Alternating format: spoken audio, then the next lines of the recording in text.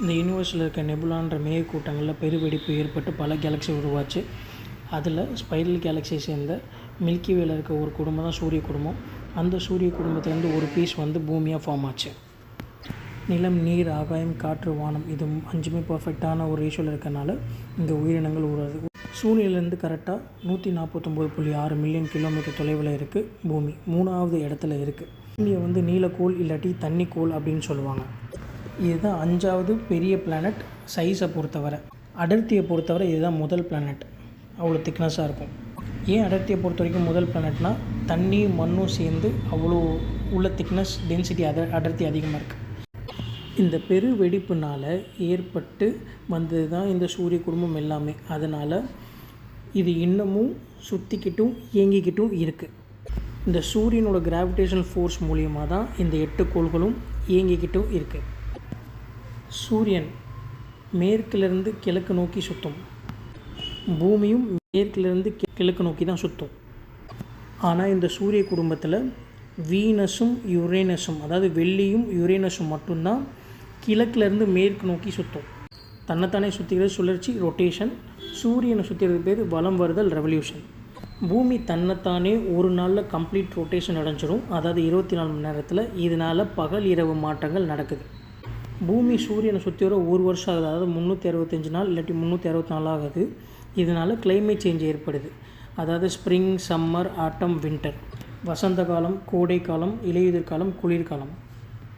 இங்கேருந்து நம்ம தெரிஞ்சிக்க வேண்டிய முக்கியமான பாயிண்ட் என்னென்னா, சன்னோட டில்ட் ஆங்கிள், சாய்வு கோணம் அப்படின்னா 7.25 டிகிரி.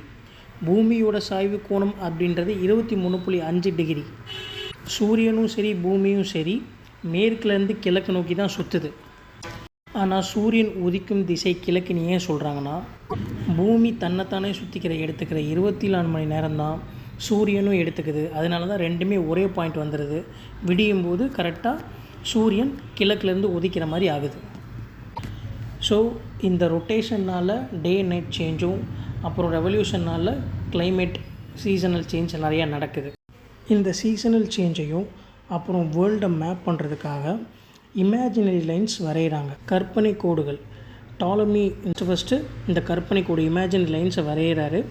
பூமியை மேப் பண்ணிவிட்டு அதுக்கு மேலே செங்குத்தான கோடுகளும் கிடைமட்ட கோடுகளும் போடுறாரு. செங்குத்தான கோடுகள் 360 கோடுகளும், கிடைமட்ட கோடுகள் 181 கோடுகளும், அதாவது லேட்டிடியூட் வந்து 181 லைன்ஸும், லாங்கிடியூட் வந்து 360 லைன்ஸும் வரைகிறாரு. வரைஞ்சி ரெண்டுமே இன்டர்செக்ட் ஆகிற பாயிண்ட்டை வந்து ஜிபிஎஸ் மேப்பிங் மாதிரி லொக்கேட் பண்ணி அதுதான் அந்த ஏரியாவோட லொக்கேஷன் அப்படின்ற மாதிரி மேப் பண்ணுறாரு. இதனால் அவங்களால ஜோன்ஸே கண்டுபிடிக்க முடியுது, எது வந்து வெப்பமண்டலம், எது குளிர் மண்டலம்னு. அதை லேட்டிடியூட் லைன்ஸ், முக்கியமான 4 லேட்டிடியூட் லைன்ஸை வச்சு சொல்கிறாங்க. அதில் முக்கியமானது வந்து ஈக்குவேட்டர், பூமத்திய ரேகை, ட்ராபிக் ஆஃப் கேன்சர், கடகரேகை, ட்ராபிக் ஆஃப் கேப்ரிகான், மகர ரேகை, அப்புறம் ஆர்டிக் ஜோன், அண்டார்டிக் ஜோனுன்னு 2 ஜோன் இருக்குது. இந்தியா வந்து பூமத்திய ரேகைக்கு மேலே ஃபால் ஆகுது. இந்த மாதிரி ரீஜனில் இருக்கனால தான் இந்தியன்ஸ்க்கு வந்து மேக்ஸிமம் ஸ்கின் வந்து ப்ரௌனிஷாகவும் இருக்குது.